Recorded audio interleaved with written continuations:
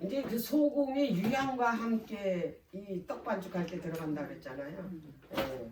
그래서 소금은 그리스도 의를 상징하는 거고, 이제 소금이 맛을 잃으면 이게 뭐냐면 그 가치가 없어져서 땅에 버려진다 그랬잖아요.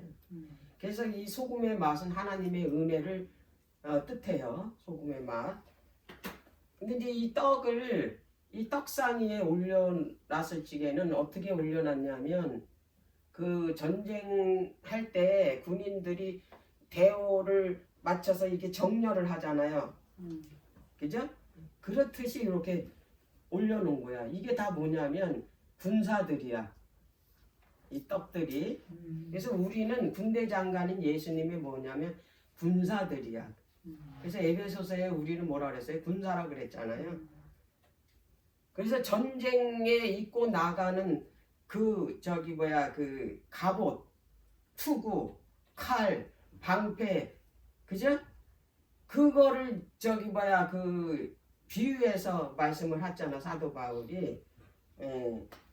그런데 이제 아까도 얘기했지만 진설병은 소재기 때문에 반드시 여기에 전제가 안 올라가면 안 돼요. 그 전제가 뭐냐면 그 순교를 뜻하는 예수 그리스도의 피를 상징하는 거예요. 근데 신약에 와서는 사도 바울이 뭐라면 자기 관제의 날이 가까웠다 그랬거든요. 그래서 신약에서는 전제를 관제라 불렀어요. 예.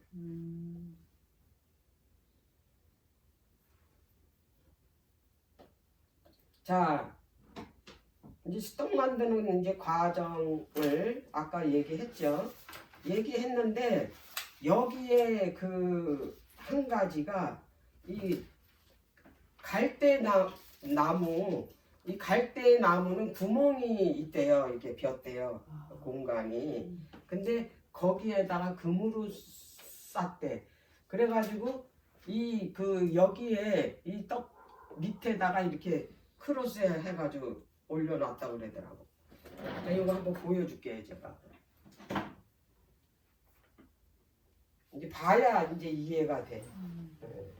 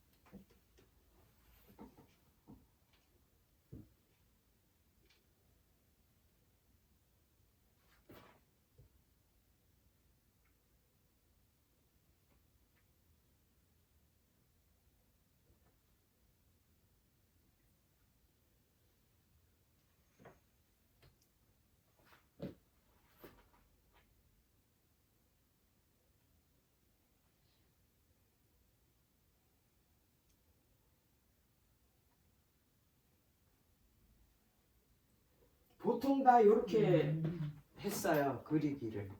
이 떡을 이렇게 싸놨어요. 근데 그게 아니라 이렇게 네모나게 한 것도 있고. 예.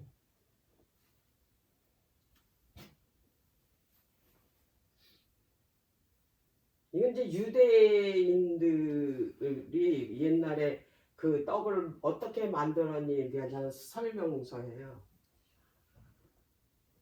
이게 제작 방식인데 여기에 나와요. 여기 떡에 지금 여기 새에 뭐가 하나 있죠. 이게 갈대 그 나무에 그 금으로 입힌 거예요. 자, 여기 보면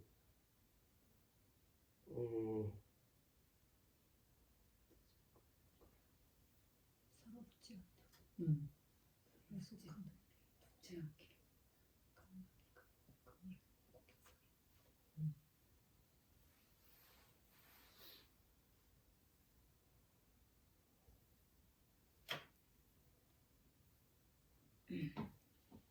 여기인데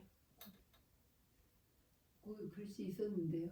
붙지 여기 빵 서로 붙지 않도록. 빵은 서로 응? 그거 빵은 있잖아. 서로 붙지 않도록 그리고 여섯 칸 석칸 높이 높이에 가운데쯤에. 두 줄의 칸막이가 있는 그물이 핀. 아니 근데 저기가 없다는 거지. 아, 갈대로 그림이 그림이 갈대란 그림이. 음.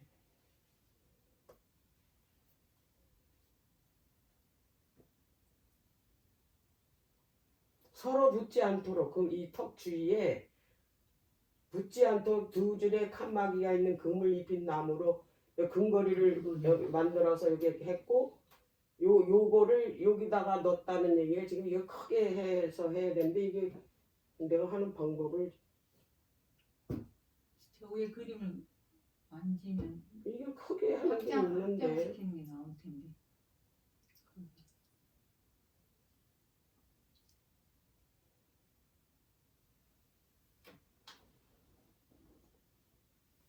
하여튼 요렇게 제3성전 이걸 지을 때 요런 모양으로 이제 만들었다. 그 옛날에 그 유대인들의 제사장들이 그 성소에서 그 진설병 만들 때 그 방법대로 그대로 만들었다는 이야기를 여기 나왔다.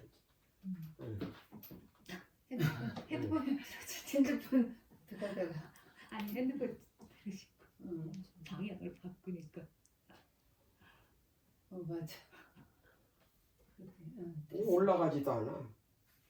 터치.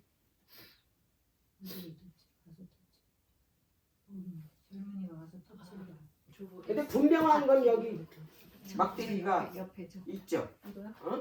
아니 오른쪽 거기에 올라가는 거 뭐 있잖아 이거? 가운데 아닌가?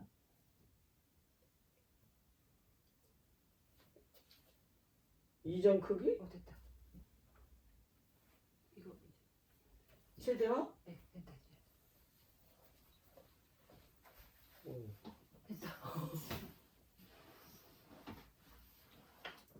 여기 그거예요. 여기 테를 둘렀죠. 응. 테를 둘렀는데 여기 위에 그 턱을 만든 게 여기 이 금면류관식으로 다 이렇게 만들었어요. 그 금으로 테를 둘렀대잖아요. 그리고 빵을 서로 붙지 않도록 6칸 높이의 두 줄의 칸막이가 있는 금을 입힌 나무로 만든 상에 중열한다.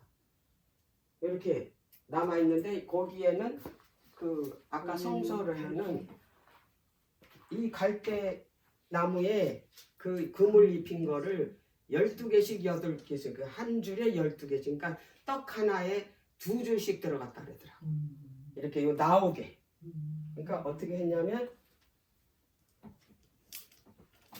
이렇게 지금 이렇게. 이 떡이면 이렇게 붙지 않게. 붙지 않게 이렇게 올려놨다. 십자가도 네. 있죠. 그러니까 요 밑에다 놓은 것 같아. 이렇게 떡 밑에다가.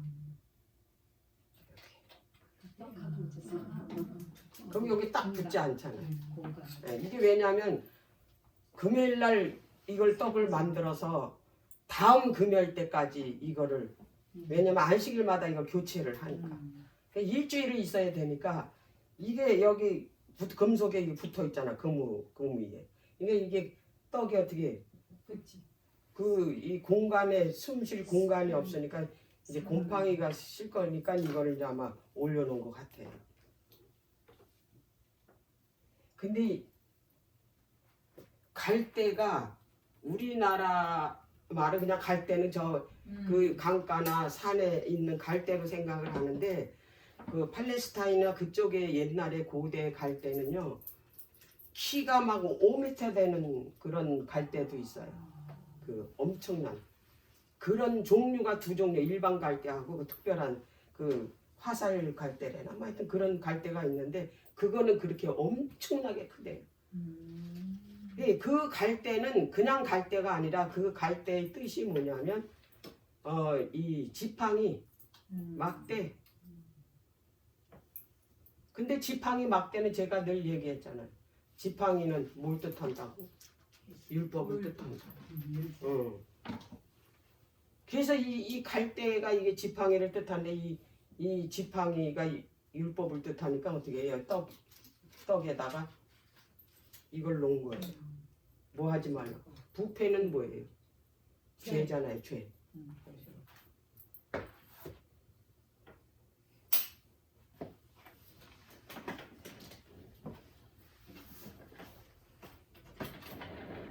자, 그러면은 이제 이 떡을 이제 그 반죽을 하는데 반드시 이제 기름이 필요하잖아요. 그럼 이제 기름을 만드는 과정이 또 있어요. 기름을 만드는 과정. 기름을 만들 때 이 감람나무에서 가장 높이 달린 그 감람 열매를 가지고 기름을 짠답니다. 밑에 달린 거 말고 가장 꼭대기에 달린 거. 왜 그러냐면 그 높은 곳에 있는 열매가 기름이 최상급이래요. 최상급. 그 햇빛 네. 많이 받구나. 그리고 이 열매를 막 이게 가르면 안 돼. 일반 그 감람류는 기름을 많이 내기 위해서 갈아서 한대. 근데 이 그 성소에서 쓰이는 저기 뭐야 그 촛대에도 감람류가 들어가고 기름이 들어가잖아요. 그 심지를 태워서 빛을 내니까. 그리고 떡상에 그 떡 반죽할 때도 이 감람류가 들어가는데 성소에서 쓰는 기름은 갈아서 만든 그 기름은 안 넣는 거죠. 어떻게 왜냐하면 완전히 짓으깨야 돼. 그래서 그냥 무거운 돌을 이렇게 올려놓는데 그래가지고 기름이 나오도록. 그러니까 이거는 예수님이 겟세마네에서 우리들한테 산떡을 주기 위해서 겟세마네에서 그분이 어떻게 해? 성령의 기름을 짠 거야. 우리한테 뭘 주기 위해서? 성령을 주기 위해. 그래서 예수님이 가실 때 우리한테 선물 주고 가신 게 성령이잖아. 성령의 기름을 주기 위해서 그분이 그렇게 겟세마네에서 그 무거운 그 인류의 6,000년의 그 죄의 그 무게로 짓눌렸던 거야. 그래서 그 혼절하신 거야, 막 거기서. 얼마나 그 시대에 그 이 사람들의 죄도 큰데 아담 때서부터 죄인들 그리고 예수님 오실 때까지 인류의 죄를 몽땅 그분이 다 어떻게 했어요? 홀로 그 죄를 다 담당하셨다 이 말이에요. 뭐 하기 위해서? 기름을 짜기 위해서. 그 기름으로 뭐 하기 위해서? 떡을 만들어서 우리한테 주려. 예. 그래서 이게 일반 기름은 끓음이 많이 난대요. 끓음. 이게 낮은 데서 딴 열매 그리고 갈아서 하는 거는 끓음이 많이 나고 그 다음에 빛이 밝기가요 그렇게 밝지 않대요. 근데 이렇게 그 감람나무 제일 높은 데서 따가지고 이거를 진으깨서 돌로 짓눌려서 짠 기름은 밝기가 굉장히 밝답니다. 그 저기 일곱 촛대에서 이게 불을 비칠 때 그 타잖아요. 기름을 넣어서. 근데 끓음이 없고 빛의 밝기가 어떻게 했다고? 그 안에서 끓음이 있으면 어떻게 되겠어요? 거기 창문도 없는데. 이것이 예수님이 원래 그 겟세마네 뜻이 뭐예요? 기름 짜는 틀이잖아, 틀. 겟세마네에서 그분이 뭐예요? 성령의 기름을 짠 거예요, 거기서. 그래서 거기서 뭐예요? 죄의 무게로 뭉개졌어요. 짓눌려져 가지고. 우리에게 왜 그렇게 짓눌림을 당했나 봤더니 우리한테 뭘 주기 위해서? 성령의 기름을 주기 위해서. 그런 고난을 겪으셨다는 거예요. 그래서 죄의 맷돌로 짓눌린 거예요. 온 인류의 죄의 무게가 얼마나 무거웠으면 그분이 모세 혈관이 파열이 됐을까. 그분은 죄의 무게 때문에 이 돌아가신 거지 십자가에 달려서 돌아가신 게 아니에요.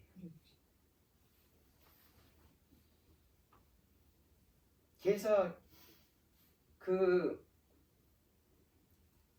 계시록의 첫째 사망에 참여하는 자가 복이 있다고 그랬잖아요. 첫째 사망에 참여하는 자가 복이 있다라는 얘기는 둘째 사망도 있다라는 얘기예요. 그죠? 둘째 사망에 이분이 처하신 거예요. 둘째 사망은 영원한 멸망에, 영원한 멸망은 뭐냐면 하나님을 더 이상 볼 수가 없어. 완전 분리다. 그걸 아셨기 때문에 그래요. 그 고통 때문에. 이 죄로 당신이 인간으로 오셨기 때문에 뭐가 두려웠냐면 온 인류의 죄를 그분이 다 짊어지셨으니까 영원히 누구를 못 만날까 봐. 하나님을 못 만날까 봐. 그 고통이 그를 짓눌렀던 거예요.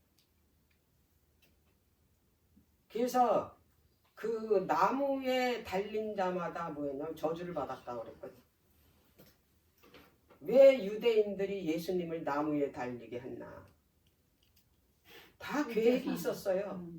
다시는 못. 예수님을 둘째 사망에다 뭐예요? 던져 놓은 거예요. 다시는 뭐 하더라고. 하나님과 영원히 분리시키는 사망으로 예수님을 집어넣은 거예요. 그들은 둘째 사망에 대한 걸 알아요. 유대인들은. 저 일요일교인들은 둘째 사망 없는 줄 알아요. 몰라요. 우리 교회도 몰라요. 둘째 사망이 뭔지. 모르는 거 천지.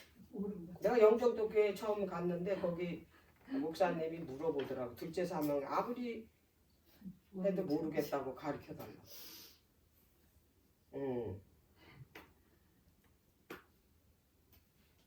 예수님은 둘째 사망에 처한 거예요. 이 고통을 겪으신 거예요. 근데 사람들은 육체적인 그 고통만 부각시켜요. 만약에 예수님이 십자가에서 당한 그 고통이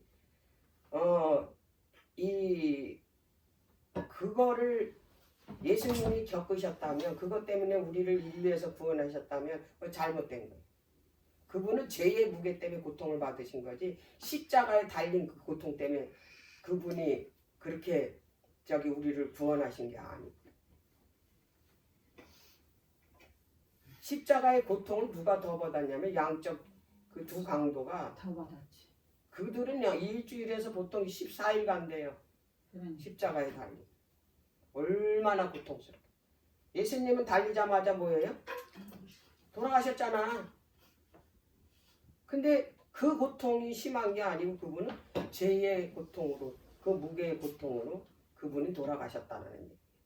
그 죄의 무게 고통이 바로 둘째 사망의 고통이었다.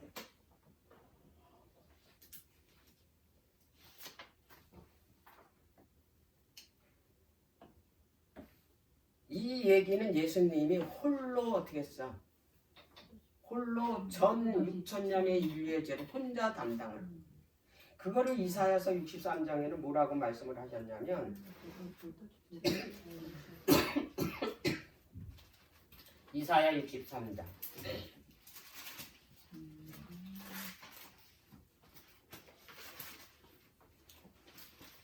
이사야는 40장에서 60장까지는 신약이라 그랬죠.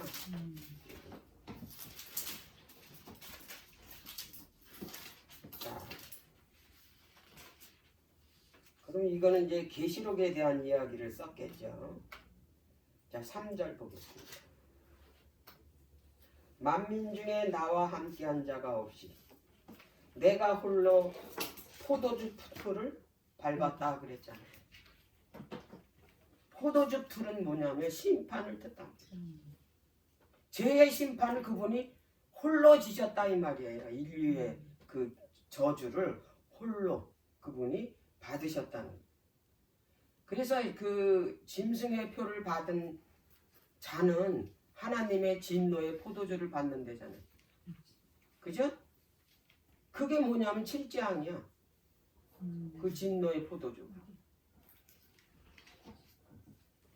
그래서 이 포도주 틀을 홀로 받으셨다라는 걸 이번이 인류의 모든 이 죄의 그 저주를 이분이 홀로 받으셨다. 왜 포도주 틀을 밟았냐? 홀로. 원래 옛날 고대에는 그 포도즙을 그 짜려면 고대에는 어떻게 했냐면 포도주 틀이 있어요. 그리고 거기다 그 포도 알갱이를 다 집어넣어요. 그리고 사람들이 그 위로 올라가서 밟아요. 그럼 뭐가 나와요? 포도즙이 나오는 거예요. 근데 이분이 그걸 혼자 겪으셨다고. 짓밟힘을 당해서 이분이 뭐해서 거기서 보혈의 피를 흘린 거 아니에요. 이분이 이걸 왜 겪으셨냐. 그렇게 발표해야지만이 뭐가 나오기 때문에. 성령의 기름이 나오기 때문에. 그래서 기름 짜는 곳인 그 겟세마네로 이분이 올라가셨던 거예요. 뭐 하기 위해서? 홀로 포도즙 틀을 밟기 위해서. 심판을 받기 위해서.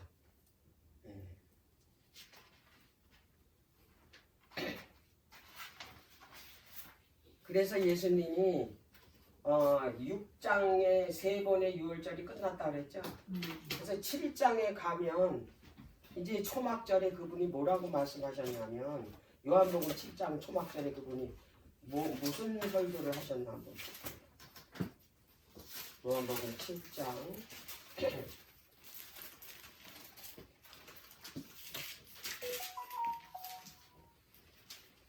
37절부터 39절까지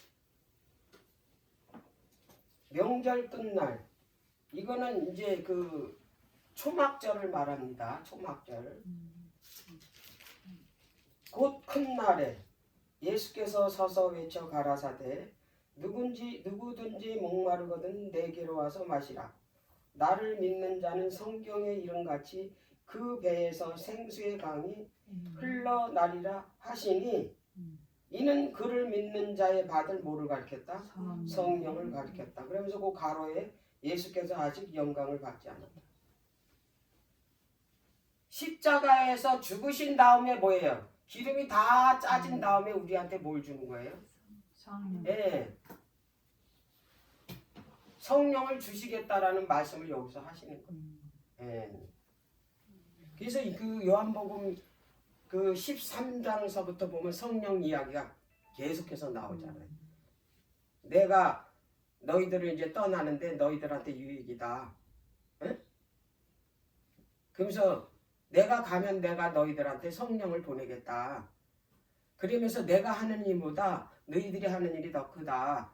성령을 내가 너희들한테 주기 때문에 이런 이야기가 요한복음 13장서부터 16장까지 계속 그 이야기예요. 예. 13장에서 17장까지는 예수님 마지막 유언이에요. 마지막 유언. 13장부터 16장까지? 17장까지요. 16장까지는 유언의 말씀이고 17장은 이제 하나님께 이제 그 기도하는 내용이에요. 17장 한번 볼게요. 요한복음 17장.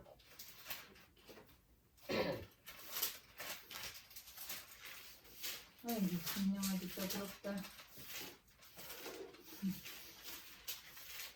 여기 이제 큰 제목이 예수께서 이제 기도하시다는데 뭐라고 말씀하셨냐면 예수께서 이 말씀을 하시고 눈을 들어 하늘을 우러러 가라사대 아버지여 때가 이르러 싸우니 또 나오죠. 이 때가 언제예요? 이제 십자가에 달릴 때다 이 말이에요. 이르러 싸우니 아들을 영화롭게 하사 아들로 아버지를 영화롭게 하소서 그랬잖아요. 내가 십자가에서 하나님께 이제 하나님을 영화롭게 하는 거잖아요. 아버지께서 아들에게 주신 모든 자에게 영생을 주시려고 만민을 다스리는 권세를 아들에게 주셨음이로다. 유명한 그 성경절 나오죠. 영생은 곧 유일하신 참 하나님과 그의 보내신 자 예수 그리스도를 뭐 하는 거다? 아는 것이다. 그냥 아는 게 아니라 속속들이 아는 거예요. 속속들이. 예. 그 얘기를 하면서 이게 뭐라고 말씀하셨냐면 11절 나는 세상에 더 있지 아니하오나 저희는 세상에 있사옵고 이제 제자들을 말하는 겁니다. 나는 아버지께로 가옵나니 거룩하신 아버지여 내게 주신 아버지의 이름으로 저희를 보존하사 우리와 같이 저희도 하나 되게 하옵소서 그랬잖아요. 하나 되는 게 구원입니다. 하나 되는 게. 여기 6명이 마음이 똑같이 예수님의 마음이면 여기 성령 지금이라도 내리. 이기심 없이 그 어떤 것도 내 마음이 없이 오직 누구의 마음으로? 예수님의 마음이 하나가 된다면, 그래서 오순절 다락방에 120명이 모여서 성령이 내렸던 거는 그 120명이 모여서 똑같이 마음이 하나로 합했기 때문에 성령이 내렸다 이 말이에요. 그 이 성령 내리기 얼마 전까지만 해도 예수님이 베드로, 요한, 야고보를 변화산에 데리고 올라갔잖아요. 이제 마지막으로 예수님이 십자가에 돌아가시고 난 다음에 얘네들이 얼마나 실망을 할까.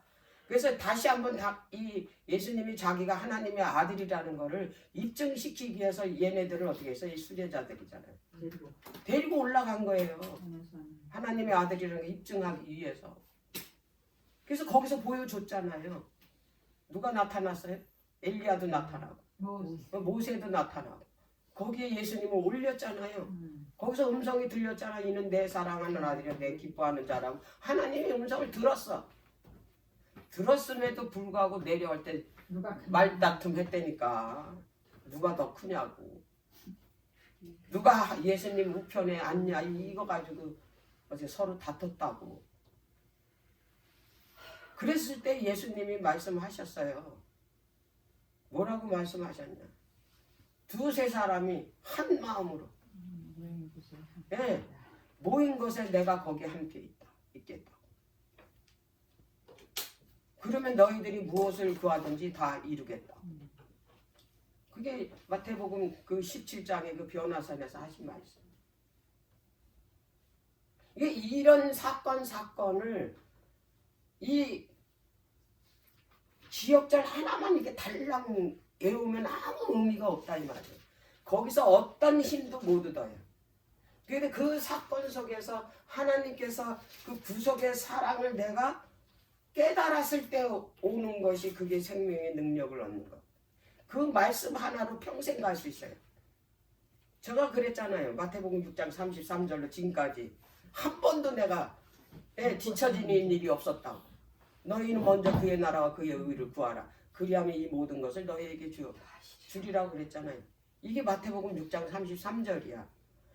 그 말씀을 왜 하셨냐면 마태복음 5장서부터 7장까지가 산상보훈이야. 산상보훈. 산상보훈의 말씀은 십계명을 예수님이 오셔서 예수님이 시내산에서 십계명을 주셨잖아.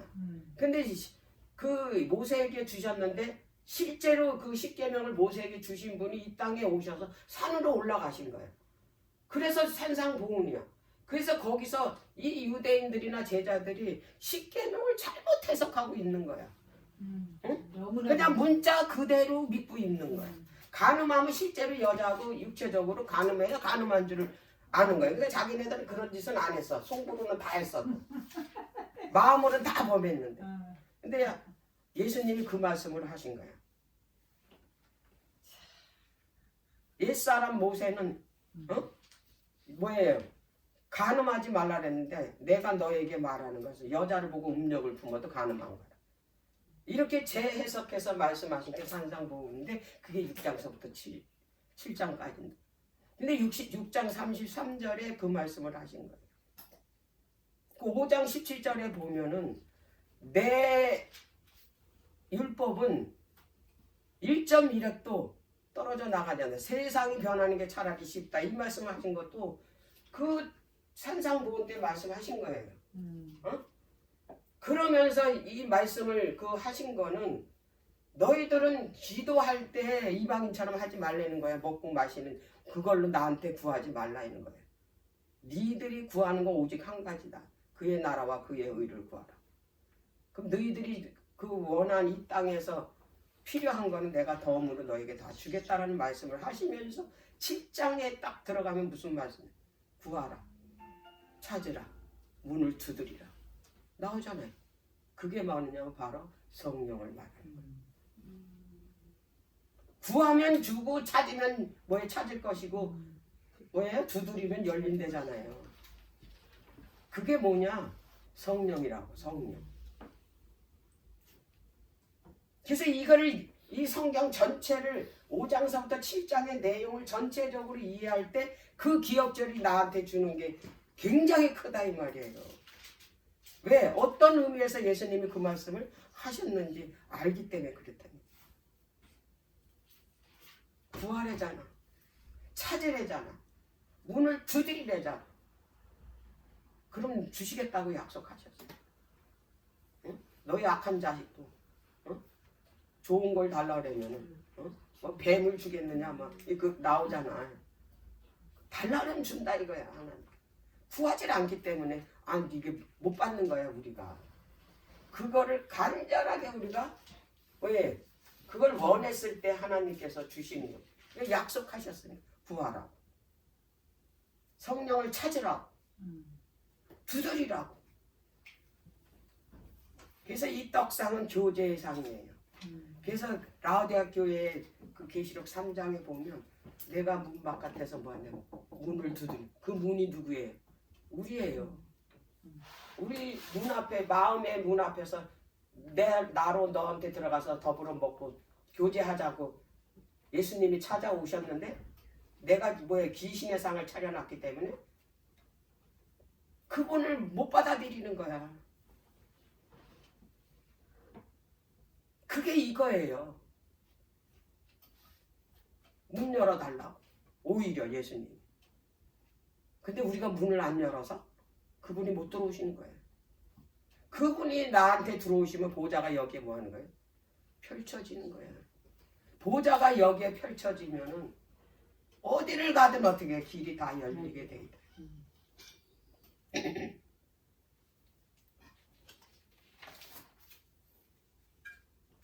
자, 그래서 이제 감난 기름을 이제 짰기 때문에 뭐를 만들 수 있어요? 반죽을 할 수 있어요. 누구 예수님이잖아. 떡이. 그래서 떡이 만들어진 거 아니에요. 그래서 잔치상에 뭐가 올라갔어요? 떡이 올라가게 되는 거예요. 그러면 이제 초청만 하면 되는 거야. 다 차려졌으니까. 그래서 예수님이 오셔가지고 이 혼인잔치에 대해서 비유에 대해서 여러 군데 말씀해 놓으셨어요. 누가복음 14장의 큰 잔치에 대해서 말씀하셨고 그 마태복음 22장에는 혼인잔치 비유에 대해서 말씀을 하셨어요. 자, 그러면 이제 누가복음 14장을 한번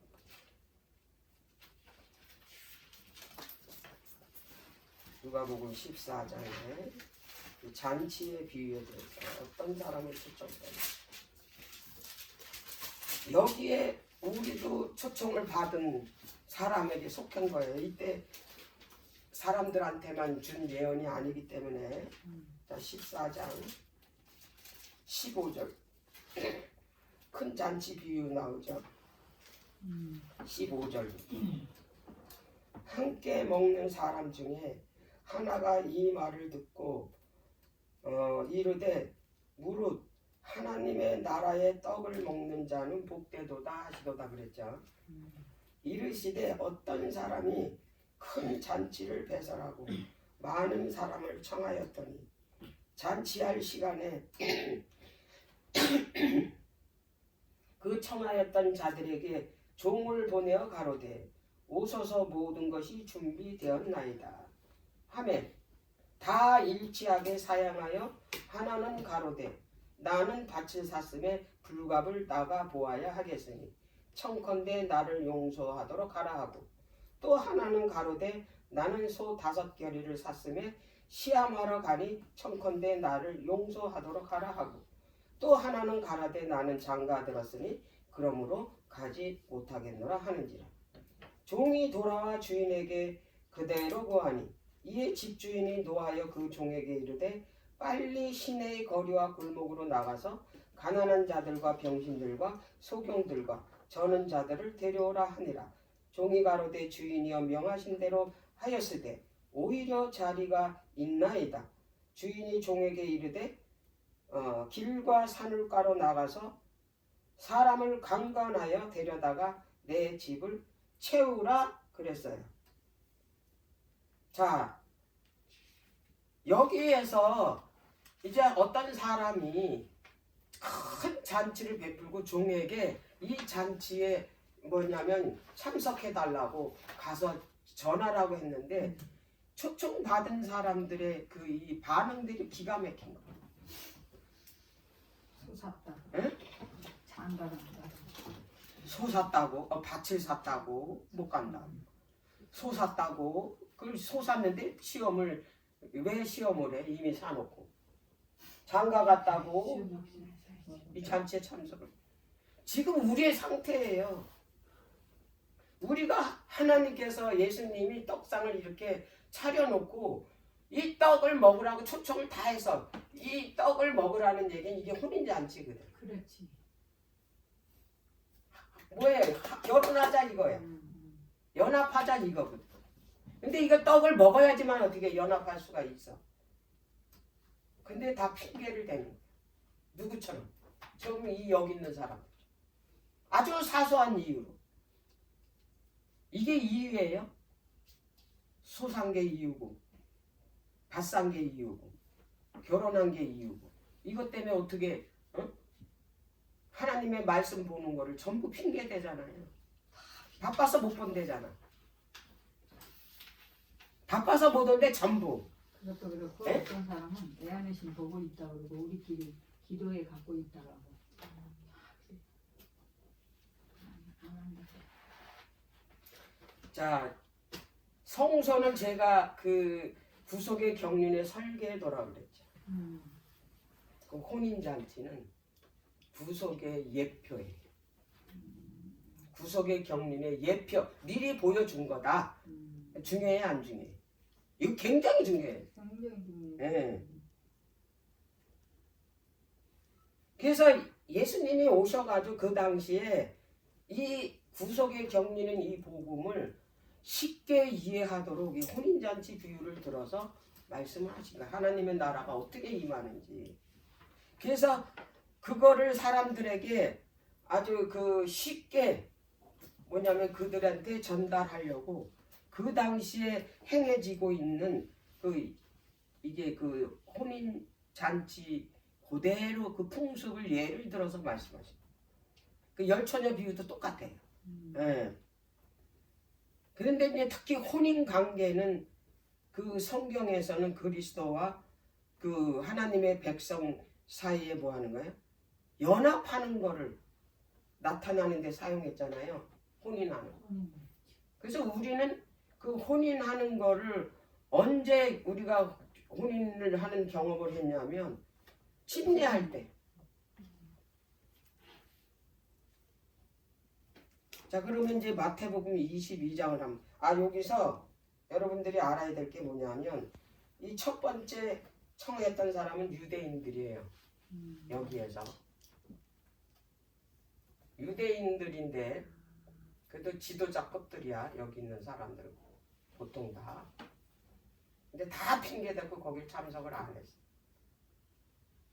근데 두 번째 이제 안 온다고 핑계대고 다 안 온다고 종이 와서 얘기했잖아요. 주인한테.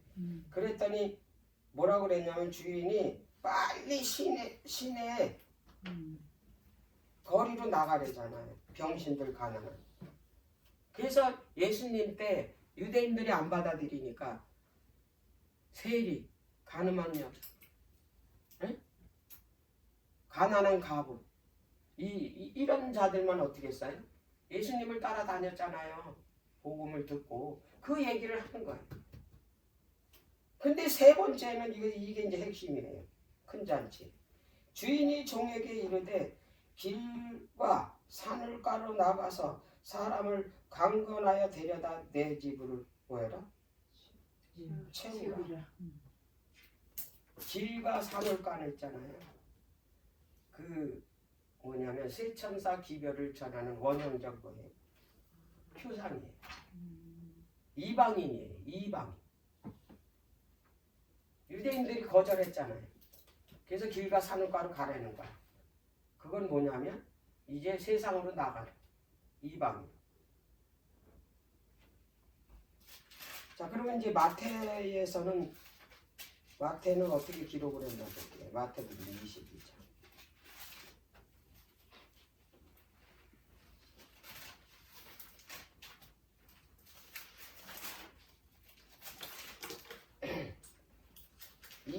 혼인잔치 비유입니다.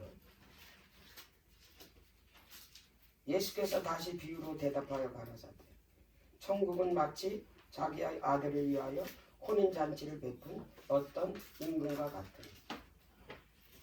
이 아들이 누구예요? 예수님이죠. 임금은 누구예요? 아버지 하나님이죠. 직접 이제 그 비유를 한 거예요. 그 종들을 보내어 그 청한 사람들을 혼인잔치에 오라 하였더니 오기를 싫어하거늘 그래. 이 첫 번째 종은 아까는 종의 정체에 대해서 안 나왔잖아요. 여기 이제 종들의 정체가 나왔어요. 그리고 이 종들이 이 초청했을 때 초청하러 보낸 종들을 막 때리고 죽였잖아요. 여기는 아주 좀 더 아주 자세하게 기록을 했습니다. 이 첫 번째 종은 누구냐면 침례 요한과 그의 제자들이에요. 첫 번째 초청 거절했잖아요. 자, 4절에 보면 다시 또 다른 종들을 보내어 가로되 청한 사람들에게 이르기를 내가 오찬을 준비하되 나의 소와 살찐 짐승을 잡고 모든 것을 갖추었으니 혼인잔치에 오소서 그랬어요. 자, 이거 어떻게 이해하세요? 이제 구속사적으로 지금까지 이제 설명을 들었으니까. 두 번째 종은 이제 침례 요한은 죽었죠. 그 다음에 침례 요한의 제자들도 다 누구 제자가 됐습니까? 예수님의 제자가 됐죠. 요한도 그 침례 요한의 제자였었잖아요. 자, 근데 이게 두 번째 종들은 예수님과 그의 제자들이 직접 뭐 하는 거예요? 이 혼인잔치에 이제 초청하러 나간 거예요. 근데 여기에는 아예 음식을 차려놨다고 그래요. 오찬을 준비했대. 이게 핵심이에요. 오찬은 점심 식사를 뜻해요. 근데 이것도 언제 베푸냐면 이 오찬은 유대인들이 그 요세푸스 유대인 역사가가 성경 역사가가 기록한 데 보면은 뭐라 그랬냐면 이 오찬은 안식일 제6시 오늘날의 12시 정오에 갖는 것이 유대인의 간습이었다 그랬어요. 오찬이 여기에 준비했으니 너희들이 어떡하라? 여기에 참석하라. 예수님도 전하고 예수님의 제자들도 전했다 이 말이에요. 근데 이 오찬이 바로 뭐였냐면 십자가에서 베푼 상이다. 잔치. 그 음식 보세요. 오찬을 준비를 하는데 나의 소와 살찐 짐승을 잡고 모든 것을 갖추었으니 혼인잔치에 오소서. 직접 그분을 잡은 거예요. 그 만찬에 오찬에. 이 잔치상에 음식이 뭐였냐면 그분이 직접 잡았다. 살찐 소가 누구를 상징? 예수 그리스도를 상징. 이걸 어디서 잡아요? 십자가에서 잡잖아요. 이거 차려놨으니 여기에 오라는 거야. 참석하라.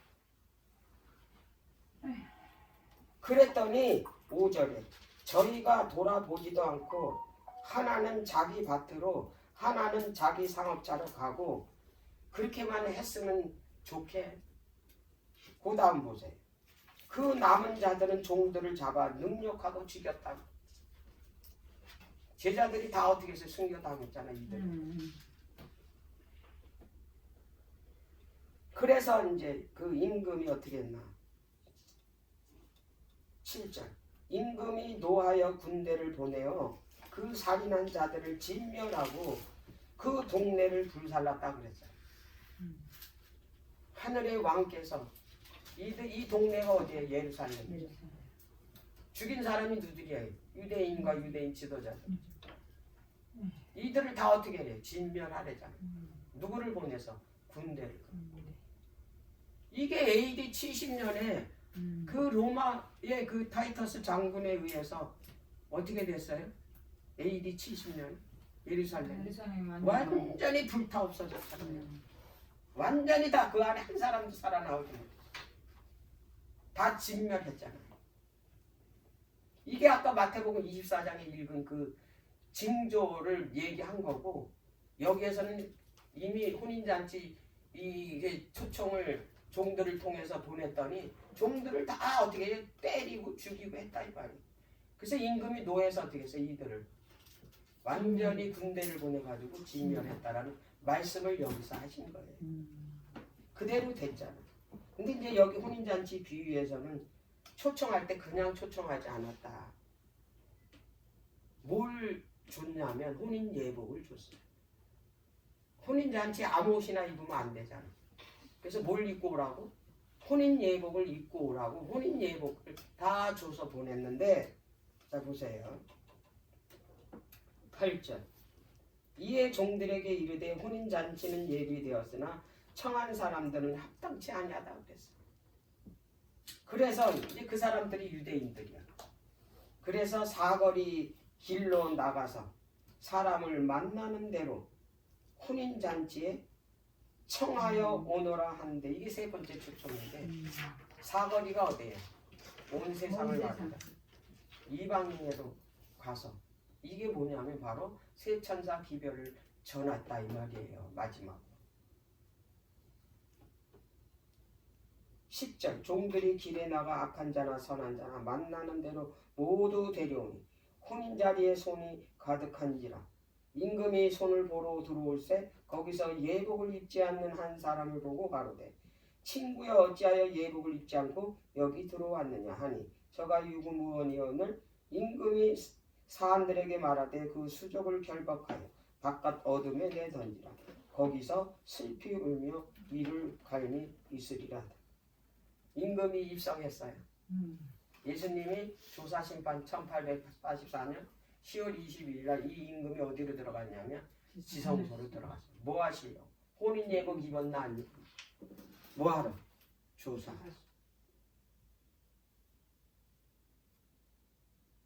근데 거기 혼인 예복을 입지 않고 들어왔어. 그 사람은 어떻게 하라고? 내어 쫓으라 그랬죠. 이 혼인 예복이 뭐예요? 혼인 예복이 흰샘 앞에 오셨다. 자, 계시록 19장.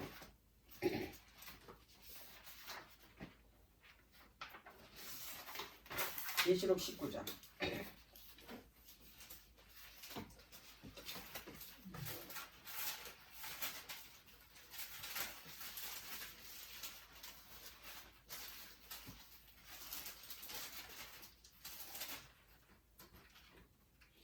자, 7절서부터 9절까지. 우리가 즐거워하고 크게 기뻐하여 그에게 영광을 돌리세. 어린 양의 혼인 기약이 이르렀고 그 아내가 예비하였으니 그에게 허락하사 빛나고 깨끗한 세마포를 입게 하셨은즉 이 세마포는 성도들의 옳은 행실이로다 하더라. 천사가 내게 말하기를 기록하라. 어린 양의 혼인잔치에 청함을 입은 자들이 복이 있다다 하고 또 내게 말하되 이것은 하나님의 참된 말씀이다 그랬잖아요. 19장에서는 이제 혼인잔치에 이제 청함을 받아서 들어가는데 뭐를 입고 들어갑니까? 세마포 옷을 입고 가요. 혼인 예복을 입고 들어가야 돼. 근데 이 혼인 예복을 입지 않으면 어떻게 되겠어요? 바깥에 쫓긴다라는 얘기는 뭐냐면 결국에는 심판을 받는다는 얘기예요. 예.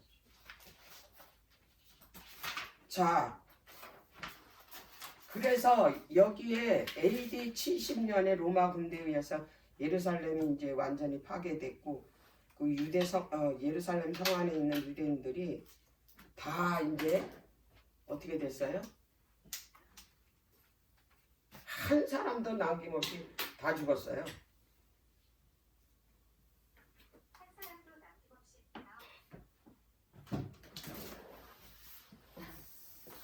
2300주야가요 어린 양의 호민 그 잔치 초대장이에요.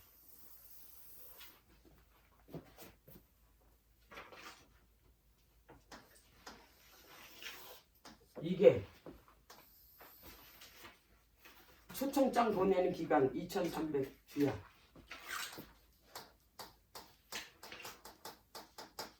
일차적으로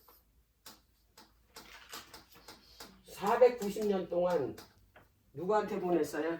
1차 초청하는 자가 유대인한테 했다고. 유대인. 예. 근데 이들이 이분을 거절을 했어. 그래가지고 이분을 십자가에서 달려서 죽였어. 그래서 이들은 이제 70년 AD 34년에 완전히 어떻게 했어요? 하나님께서 이들을 버렸어요. 버리고 이제 이때서부터 이제 사거리로 나가라는 거야. 이게 뭐냐면 이방인이에요. 온 세상 사람. 이제는 이스라엘은 나라에 국한되지 않고 민족을 택한 게 아니고 온 세상. 누구를 받아들이는 사람? 예수 그리스도의 이 그 잔치 이 초청에 응한 사람. 여기 AD 70년에 완전히 유대인들은 나라를 잃어버렸어. 예수님이 이야기. 이들은요 오랫동안 나라 없이 정말 처참하고 비참하게 짝이 없어요. 그 이 서양사에 보면 유대인들은 그 이 뭐 독일이나 뭐 영국이나 뭐 그 이 유럽에 있는 나라들이 이 유대인들을 그렇게 비하죠. 학살하는 게 이루 말할 수가 없어. 그게 왜 그랬어요? 하나님의 아들을 거절했기 때문에. 그런데 이 여기까지는 이 이후에 더 이상 이 예언의 기간은 없는데 이 이후에 준 예언이 있어요. 이 1844년 예수님이 지성소에 들어가시고 난 다음에 준 기별이 특별히 있다 이 말이에요. 계시록 10장.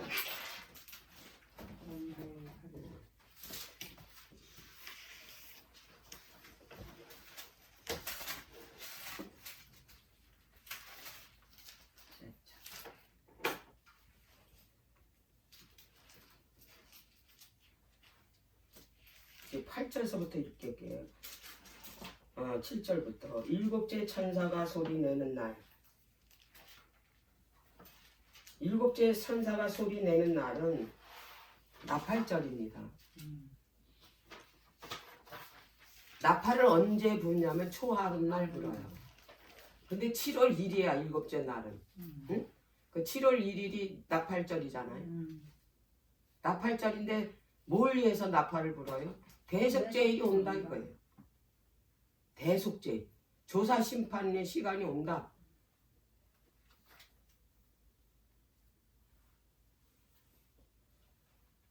그 나팔을 불게 될 때 하나님의 비밀이 그 종 선지자들에게 전하신 복음과 같이 이루리라. 하늘에서 내게 들리던 음성이 또 내게 말하여 가로되 가서 바다와 땅을 밟고 있는 천사들의 손에 펴놓인 책을 가지라 하기래. 내가 천사에게 나아가 작은 책을 달라 한즉 천사가 가로되 갖다 먹어버리라. 내 배에는 쓰나 내 입가에는 꿀같이 달리라 하거늘. 이게 이제 다니엘서잖아요. 다니엘서 2300주야잖아요. 내가 천사의 손에서 작은 책을 갖다 먹어버리니 내 입에는 꿀같이 다나 먹은 후에는 내 배에서는 쓰게 되더라. 저가 내게 말하기를 내가 많은 백성과 나라와 강함과 임금에게 다시 예언하여야 하리라 그랬어요. 이게 윌리엄 밀러 재림 운동하는 사람들이 경험이에요. 1844년 2300주야 끝이 그 10월 22일에 예수님 재림으로 그들이 그 영구 끝에 예수님의 재림이 그때 온다고 얼마나 기뻐했어요. 그게 뭐냐면 입에는 달았다 이 말이에요. 근데 뱃속에 들어가니까 그게 뭐예요? 썩대잖아요. 그게 대실망을 겪은 이야기를 하는 거예요. 그 대실망을 겪은 후에 이 기별을 준 거예요. 다시 예언하라. 11절에 저가 내게 말하기를 내가 많은 백성과 나라 방언과 임금에게 뭐하라고? 다시 예언하여야 하리라. 그리고 이제 11장이 나온 거예요. 그래서 11장 끝에 뭐가 나옵니까? 18절, 19절에 이에 하늘에 있는 하나님의 성전이 열리니 성전 안에 하나님의 언약궤가 보이며 번개와 음성들과 내성과 지진과 큰 우박이 있더라 그랬잖아요. 지성소가 열렸어요. 봤어요. 이들이 봤다 이 말이에요. 그 다음에 이제 12장에 가면 이제 거기서 지성소의 언약궤가 보이면서 이제 안식일 기별을 뭐예요? 받은 자들이 나왔어요. 자, 그래가지고 용이 어떻게 됐나 보세요. 17절에 11장 용이 여자에게 분노하여 돌아가서 그 여자의 남은 자손 곧 하나님의 계명을 지키며 예수의 증거를 가진 자들과 더불어 싸우려고 어디에 섰다고? 바다 모래에 섰는데 이 진멸하려고 바다 모래에 섰는데 13장이 나오는 거야. 그게 뭐예요? 짐승의 표로다가 어떻게 진멸하려고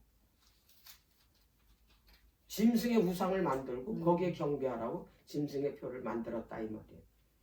하나님의 계명과 예수의 증거를 가진 자들을 어떻게 진멸하려고. 그런데 이제 14장에 가면 13장 이 짐승의 표 환란을 이제 맞서서 싸울 무리를 준비한 게 여기 14만 4천 무리예요. 자, 여기 보면 여기에 정확하게 그 전할 이들에게 전할 기별이 뭔가. 예. 자, 6절 또 보니 다른 천사가 공중에 날아가는데 땅에 거하는 자들 곧 여러 나라와 족속과 방언과 백성에게 전할 영원한 복음을 가졌다. 그가 큰 음성으로 가라되 하나님을 두려워하며 그에게 영광을 돌리래. 이는 그의 심판할 시간이 이르렀으니 하늘과 땅과 바다와 물들의 근원을 만드신 이를 경배하라. 안식일 회복 운동의 첫째 천사. 하늘과 땅과 바다에 뭐예요? 창조하신 이에게 경배하래잖아요. 하늘과 땅과 바다를 창조하신 분이 누구예요? 그리고 계명 중에 넷째 계명이 이 세상을 만드신 분이 안식일 계명에 그 인으로 주셨잖아요. 그 왜 첫째 천사 기별이 심판하는 시간이 가까웠기 때문에. 그게 뭐예요? 조사 심판이에요. 예수님이 우리를 뭐에 완전히 대속하기 위해서 그분이 지성소로 들어가셨다. 거기서 우리를 뭐예요? 혼인 예복을 입었나 안 입었나 조사하는.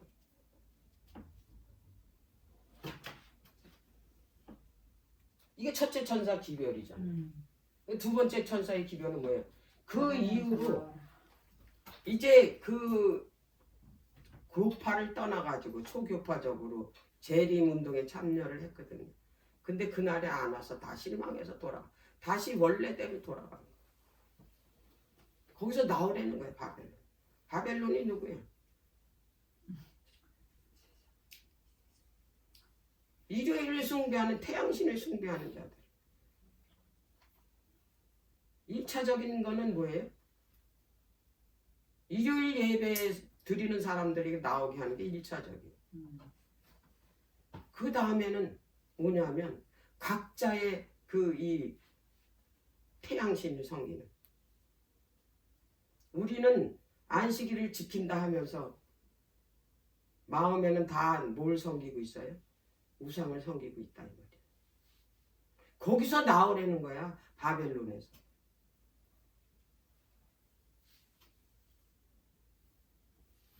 어떤 딱 공간 바벨론에서 나오라는 것만이 아니라 예? 마음의 바벨론에서 나오라 이 말이에요. 이 두 번째 기별이야. 그리고 세 번째 기별이 뭐예요? 짐승의 표를 받지 말라. 이게 전부 뭐에 대한 이야기예요? 안식일에 관한 이야기죠. 왜? 안식일은 바로 창조주 하나님의 날이니까. 그래서 심판은 이거예요. 안식일을 회복하고 그동안에 그 이 우상에게 속해 있던 그 바벨론에서 나오려는 거고, 결국엔 뭐냐면 짐승의 표 받지 말고 뭘 받으라? 하나님의 일을 받는 거더라.